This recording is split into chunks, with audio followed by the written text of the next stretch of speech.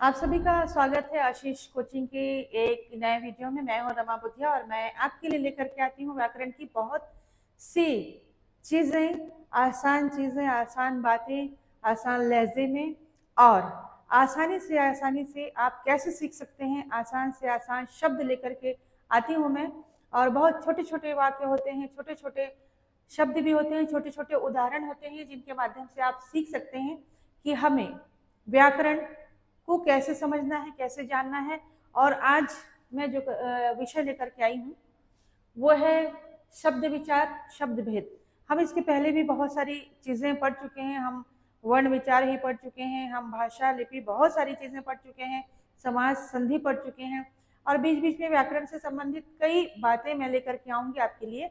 तो आज हम जो जान रहे हैं, जो जानेंगे, वो है शब्द विचार, शब्द भेद। ठीक है, तो व्युत्पत्ति के आधार पर शब्द भेद। ठीक है, व्युत्पत्ति मीन्स आप क्या समझते हैं, ओरिजिन कहाँ से होता है। ये थोड़ा सा कठिन शब्द है, कभी कभी हम सोचते हैं कि बहुत कठिन शब्द है, इसका मतलब क्या होगा। तो ये कहाँ से होता है, कहाँ से उसका उद्गम हुआ, कहाँ से उसका स्रोत है, कहाँ से वो आ रहा है हमारे पास, वो हम समझते हैं। तो इसके आधार पर शब्द के भेद कितने होते हैं। ये रूढ़ है, ये यौगिक है, और ये योग रूढ़ है।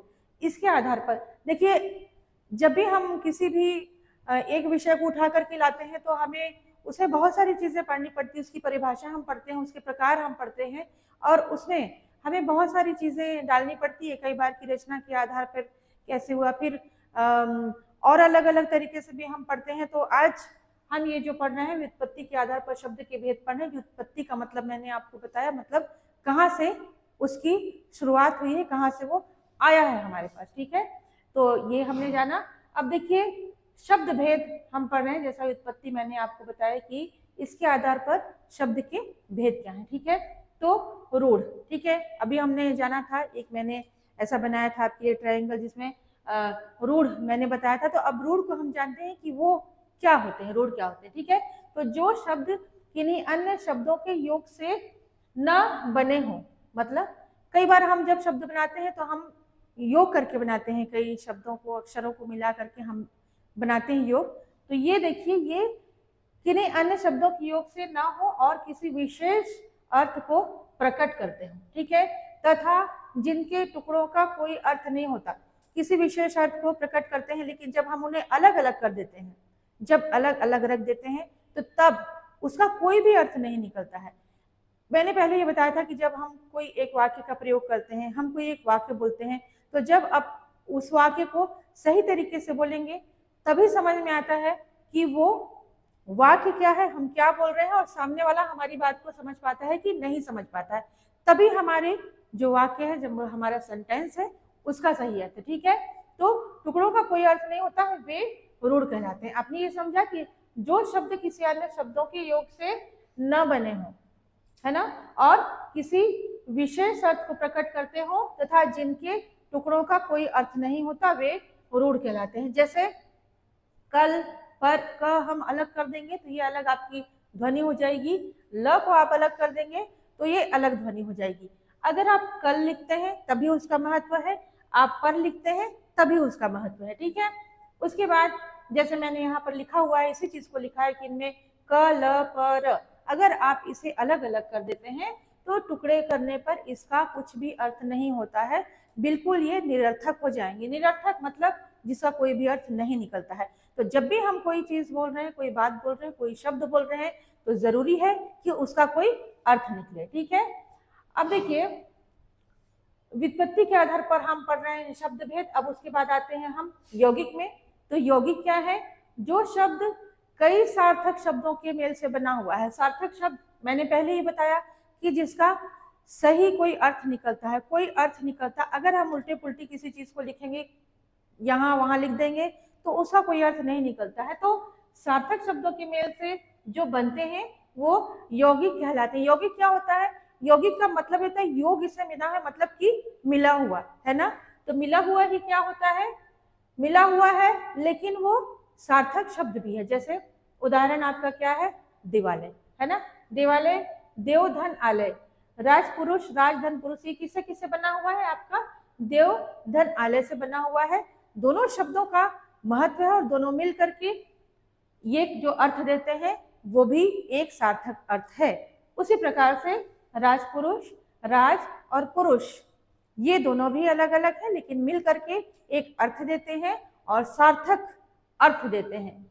इसी प्रकार से हिमालय हम लिखते हैं हिम धन आलय, तो इसका भी अर्थ है हमारे पास हिमालय मिलता है हमें शब्द। उसी प्रकार से है देवदूत, देव धन दूत, ये हम मिलाते हैं।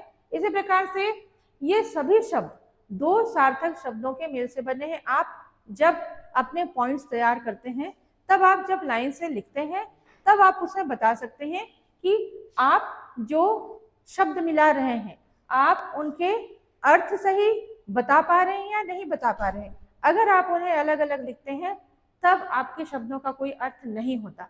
तो जरूरी है कि जब आप लिख रहे हैं तो आपके जो शब्द हो वो सार्थकता प्रदान करें। ठीक है, अब उसके बाद हम आते हैं योग रूढ़ में। ठीक है, आप ये देख रहे हैं व्युत्पत्ति के आधार पर हम शब्द भेद पढ़ रहे हैं। बार बार मैं आपको ये बता रही हूँ और उसमें हम पढ़ रहे हैं योग रूढ़। ठीक है, वे शब्द जो यौगिक तो हैं, वे शब्द जो यौगिक है, आप पॉइंट्स पॉइंट्स करके भी लिख सकते हैं। वे शब्द जो यौगिक तो है किंतु क्या है, सामान्य अर्थ को प्रकट न करके किसी विशेष अर्थ को प्रकट करते हैं। ठीक है, उनसे हमें किसी खास अर्थ का पता चल रहा है, तब क्या होता है, वो योग रूढ़ है हमारा वो शब्द, है ना। तो हमें ये जरूर जानना है। जैसे हमारा देखिए पंकज हम जानते हैं, उसके बाद देखिए दशानन। ठीक है, जैसे पंकज हमारा देखिए पंक धन ज मीन्स इसका मतलब क्या है, कीचड़ में उत्पन्न होने वाला। ठीक है, कीचड़ में उत्पन्न होने वाला सामान्य अर्थ में प्रचलित है। सामान्य अर्थ में प्रचलित क्या है, ये पंक धन ज कीचड़ में उत्पन्न होने वाला ये है। ठीक है, उसके बाद क्या है, कमल के अर्थ में क्या हो गया है, रूढ़ हो गया। हम कमल को बोलते हैं ना, पंकज क्या बोलते हैं, इसको बोलते हैं हम कमल को बोलते हैं, तो वो इसमें क्या हो गया, कमल के अर्थ में ये हो गया है रूढ़।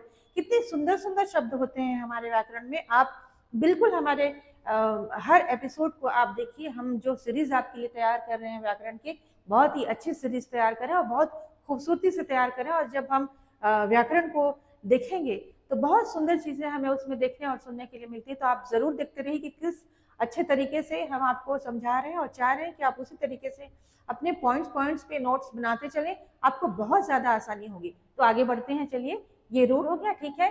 अतः पंकज शब्द योग रूढ़ है, ठीक है।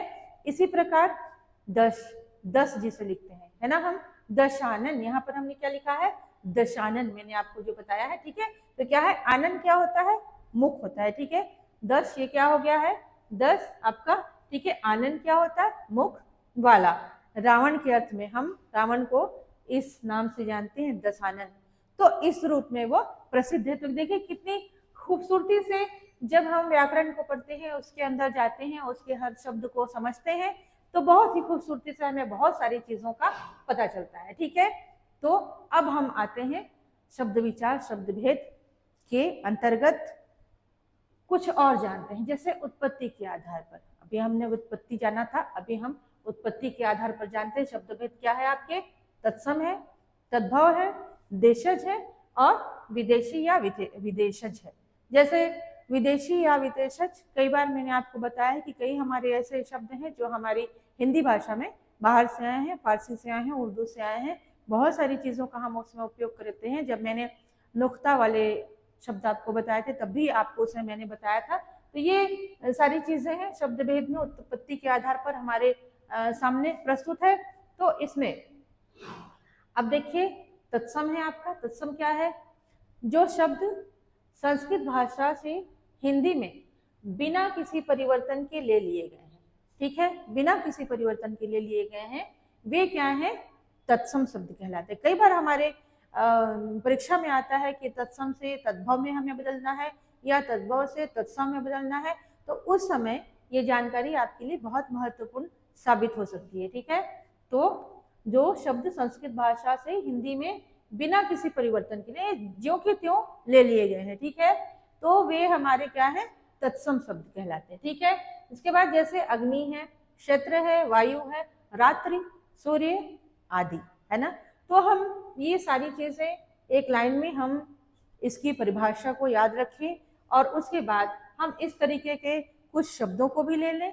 तो जब हम एक परिभाषा के साथ शब्दों को लेते हैं उदाहरण के रूप में, तो जब हमें कुछ परिवर्तन करना होता है उसमें, तो हमें आसानी से समझ में आ जाती है बात कि हमें कहाँ पर क्या करना है, तत्सम कौन से शब्द हैं और तद्भव कौन से शब्द हैं। ठीक है, अब उसके बाद तद्भव हमारा है जो रूप बदलने के बाद संस्कृत से हिंदी में आए हैं, वे तद्भव कहलाते हैं। ठीक है, जो शब्द रूप बदलने के बाद संस्कृत से हिंदी में आए हैं वे तद्भव कहलाते हैं, संस्कृत से हिंदी में आए हैं। ठीक है, जो इसमें क्या है, हिंदी में बिना किसी परिवर्तन के लिए गया, मतलब उसमें कोई भी परिवर्तन आपका नहीं किया गया है, ज्यों के त्यों जैसे मैंने आपको बताया वो जैसे के तैसे ले लिए गए हैं। जैसे ये शब्द आपके अग्नि, क्षेत्र, फिर वायु, रात्रि, इनमें कोई भी परिवर्तन नहीं किया गया है, ये जस के तस आ गए हैं। लेकिन जब हम तद्भव की बात करते हैं तो ये शब्द रूप बदलने के बाद संस्कृत से हिंदी में आए हैं, है ना, ये तद्भव शब्द है, आप इसको याद रखें। जैसे आग क्या था, अग्नि, अग्नि क्या है, आग, है ना, हम इसको जानते हैं। जब हम इसको पर्यायवाची रूप में भी लिखते हैं तब हम पर्यायवाची एक ये भी नाम देते हैं। फिर उसके बाद आपका है खेत, क्षेत्र क्या है, क्षेत्र, ठीक है, ये खेत के रूप में है। उसके बाद है रात्रि, रात्रि क्या है, रात, ठीक है। फिर उसके बाद सूर्य, सूर्य क्या लिया गया है, सूरज, है ना।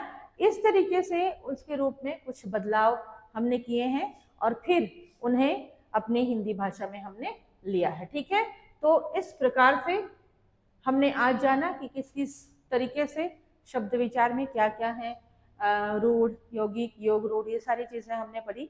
फिर उसके बाद तत्सम, तद्भव, ये सब भी हमने पढ़ा।